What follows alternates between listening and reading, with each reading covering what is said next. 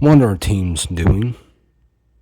Let's talk about who's going to win the NFC North. In the NFC North, you got the Bears last year, how they beat those Packers in the playoffs. Come on. And then you have the Packers who got, second, in the division. You got the Lions that finished last. You got the Vikings who, finished above the Lions, but did not, quite make it to the playoffs. And so it's not like they were much better than the Lions. This season, you got the Bears. They lost their receiver, but they added pieces on defense, which, and look, Chicago, before I get into who will win the NFC North, Chicago, not only did they add pieces, but you got to remember last season, and I know everybody's going to be like, well, who cares, right? Well, let me tell you something. When you create turnovers, you're making more opportunities for your offense. And so I just have to say something about that. It does give the offense more opportunities. And having, the Bears defense, they created the most turnovers last season. I'm not saying that they're going to duplicate that. I would love them to duplicate that, but it's pretty hard, tough to duplicate that. But I mean, that's all they did was add pieces to the puzzle, to their defense that they were missing, and they were already the number one in takeaways. And yeah, they gave up the most points, whatever. But at the end of the day, what made the Bears so good is they gave the offense more opportunities, and with more opportunities comes more opportunities to score. And so that's what made the Bears so good. Kalen Williams last season, I mean, their comeback wins, and look, Kalen Williams is just going to get better with or without more. I don't think they necessarily need more in their lineup. I think Kalen Williams, with or without him, is going to have an even better season. The Packers still got Jordan Love. They still have, they should still have Perkins. Hopefully, there's a lot of people that are banking on that. The Lions, we don't know what really, I heard Jared Goff, talk about how there's really no excuse why they finished last. I would, I can see the Lions, Bears, and Packers all, there at the end, fighting for that title over the NFC North. The Vikings, however, yes, they added a quarterback, but look, I mean, I said it you know, in my last video, like I just, the Vikings still aren't going to make the playoffs. That's just my final take on that. Who's going to win?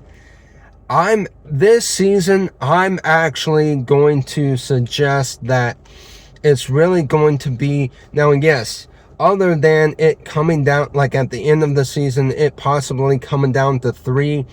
I really do believe, though, narrowing it down to just 2, I believe the Bears and the Lions are going to juke it out all season. And who's going to win? I would like to say the Bears. Let's go. But I'm actually kind of afraid of the Lions with their backs against the wall. And they still have Jared Goff. They still have their top running back. You know, they still have a lot of pieces, you know. And so with their backs up against the wall, I am kind of afraid of the Lions. So I'm not really going to say who's going to win the NFC North there. But if it's not the Bears, I can guarantee you they're going to come in second. Packers might come in third, just a game short. Might even see 3 teams in the playoffs, like three teams out of those, maybe, possibly, because there's another division that I fear could have 3 teams in the playoffs as well. And so, but out of the NFC North, I look for 2 teams possibly making the push, and that is the Lions and Bears. And do I agree or disagree? Okay, so on ESPN, they were, debating about Joe Burrow, and, they were, the question was, like, is Joe Burrow a top 10 quarterback? And so here's the thing. I agree, and then I also disagree with some things that were said, and here's why. It depends on what type of top 10 you are creating. Are you talking about a top 10 quarterback for 2025? Or are you talking about a top 10 quarterback list of today's game, of, quarterback in today's NFL? And so it really just depends on what type of top 10 you're talking about. Because if you're saying top 10 list of this year, I don't have Joe Burrow there. He was injured for a good part of the season. And then also you're taking out Lamar Jackson. And then you're putting Josh Allen from one, down a bit. That's just from this season. And so, and then there's other quarterbacks that you can, remove from the top 10 list from just this season alone. And Joe Burrow is my favorite quarterback because Joe Burrow, I believe, is the most accurate out of Josh Allen, out of Patrick Mahomes, out of Lamar Jackson. Like, he's got the highest accuracy year in and year out. He's got pretty much the highest completion percentage. And just, going back to 2024, arguably he should have been considered in the race for the MVP. In fact, he should have gotten MVP. He alone, because here's the thing, you're taking what the Ravens and what the Bills did as a team and saying that because they made the playoffs, they get Lamar Jackson and Josh Allen get more respect than Joe Burrow. And that's a false, you shouldn't be saying that. You shouldn't be saying that. And so Joe Burrow, just going off of what he did that season, more yards than Josh Allen and Lamar Jackson, more touchdowns, less interceptions, and just, I believe he was one game away of going to the playoffs. I know I said that doesn't really matter and it shouldn't matter, but if you're going to make that argument, look at what Joe Burrow did that entire season. He carried the Cincinnati Bengals on his back, and they clearly almost made the playoffs, if you want to go that route. And so when you're talking about the best quarterbacks in today's game, yeah, you got to look at Joe Burrow and look at what he has done when he is healthy. But if you're talking about Joe Burrow in 2025, no, you cannot put him in the top 10 of 2025. I don't care if he is your favorite. He's my favorite quarterback. But 2025, like, no, you can't put him. So it just depends on what list. So I created my own top 10 2025 quarterback list. And I got Matthew Stafford at 1. You got to look at what he did. He was absolutely, lights out. And then I put May, however you pronounce it, the Patriots quarterback at 2. Just look at his QBR. It's actually higher than Stafford. And then I put Dak Prescott at 3, Sam Darnold at 4, and the reason for that is because I just felt like Dak Prescott had a better, his stats, according to stats, had a better season. Sam Darnold, yeah, he won the Super Bowl, and I would love to put him at 1, but looking at his stats, he had a lot of interceptions. And so that's the reason why I have Sam Darnold at 4. But I mean, congrats to Sam Darnold. And then I have Goff at 5. Josh Allen at 6. Yes, at 6, because he's clearly not the best. He wasn't the best of 2025. So I gotta be fair.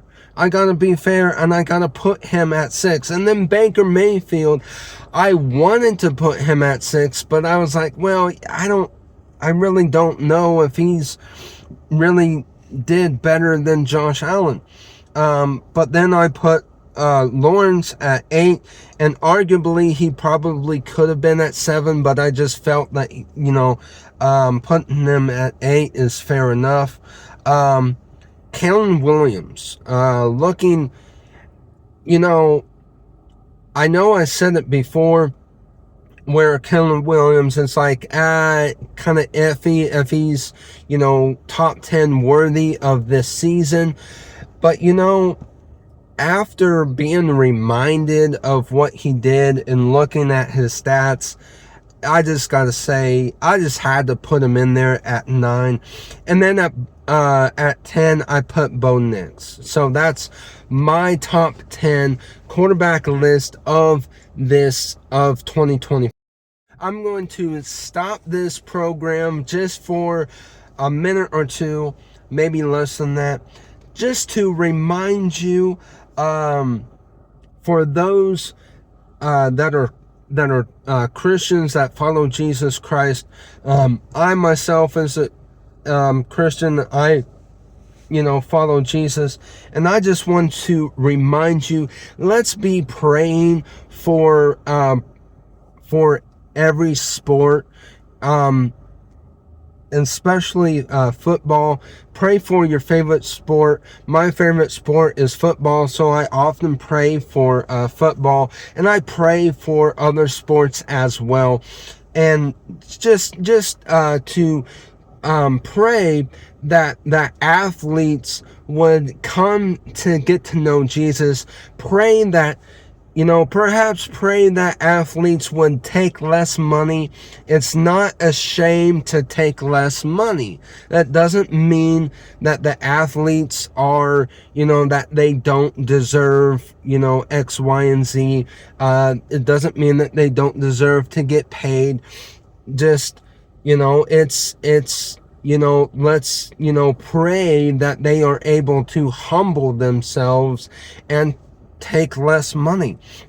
But then also pray, against, false gods and idols. Let's not have sports become an idol. Definitely in the NFL, because it's my favorite sport. I watch it the most. I can see that it's starting to become an idol. People are starting to idolize the NFL, and let's just pray against that. Will you help me pray against those things? Bewley Unleashed.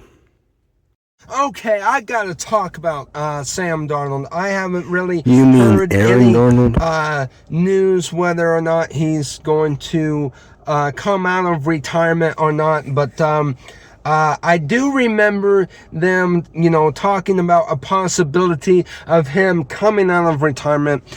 So that's the reason why I'm here talking about it. And here's the thing. They were talking about how he's going to create a problem for offenses, coming out of retirement. Don't give me that crap. I don't care if he comes out of retirement.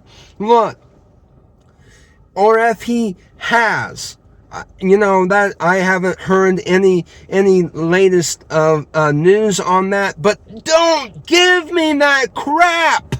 We've seen what Phillip Rivers coming out of retirement. Oh, how horrible Phillip Rivers was. He looked fat. He did not look healthy. He just was. Don't give me that crap. Aaron Donald, he's going to come out of retirement. He's not going to be NFL fit. He's not going to be fit. He's not going to be healthy. He's not going to be ready. He's going to be, after each and every game, he's going to be hurting. He's not going to, make much of an impact. Are you kidding me? Get out of here with that crap. You cannot expect a player that has been retired for X amount of years, even just retired for one season. You can't expect him to come out of retirement and still be the same player. Let's not forget that he's also X amount of years older than when he retired. He's not going to be the same. Do you think that him coming out of retirement is going to benefit the Rams? Get out of here with that. I don't even want to talk about it. Don't even come at me with the comments. No. He's not, like, I don't care what his decision is. I don't care if he's made a decision. I don't care what the latest news is. All I've heard is that he's been, considering, coming out of retirement. And how dare the analysts talk about how he's going to, make or any player, pick any player coming out of retirement. You think that they're going to make an impact for their team? Like, no.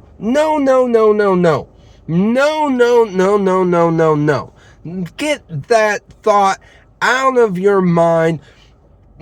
Don't even talk about how they're going to, help their team, I mean, they might make them just slightly better, but don't even talk about how they're going to be a problem for teams, and all of that. That's just, you're overreacting. Once again, I'm going to interrupt this program to talk about, getting out and playing football. I know many times we want to play 11 on 11, and sometimes it's hard to get that many people to show up. But you can cut it down to 9 versus 9. I'm sure you can find 18 people to play football. And you can, you can create a league with this. You can do, what you want with 9 on 9. You can play 2-hand touch. You can play flag. My suggestion would be, play flag. Create your own rules. Create, your own league if you wanted. Play for fun if you wanted.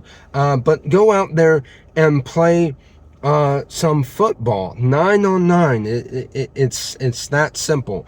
And then lastly,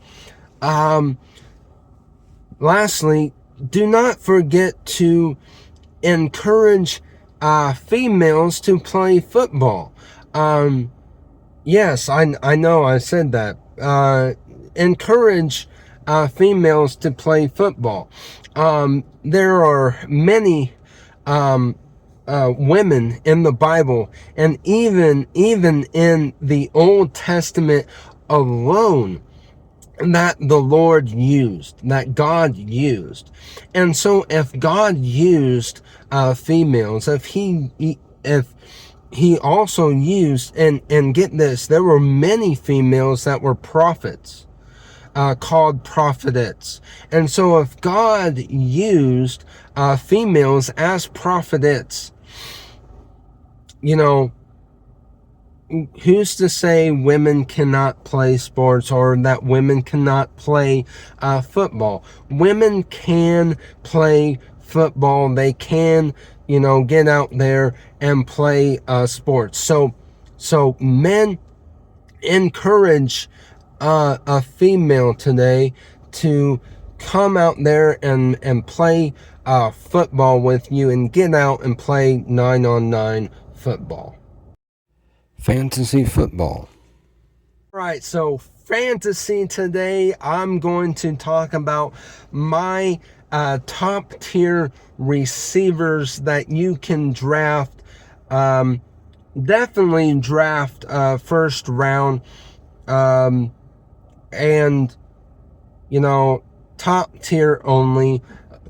So there's only 2 names that I'm looking at on this list, even though you probably could put other names in there, but this is fantasy and fantasy alone.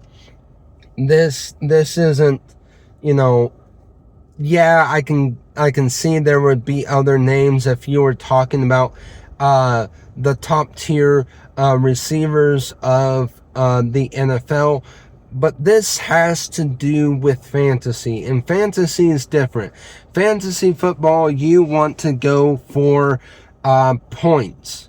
And so really there's only two receivers, consistent enough year in and year out to go in the first round, like really high in the first round, and that you can only put in the top tier in fantasy, and that's Lamar Chase and Justin Jefferson. Those are my two receivers for fantasy football. Draft them high.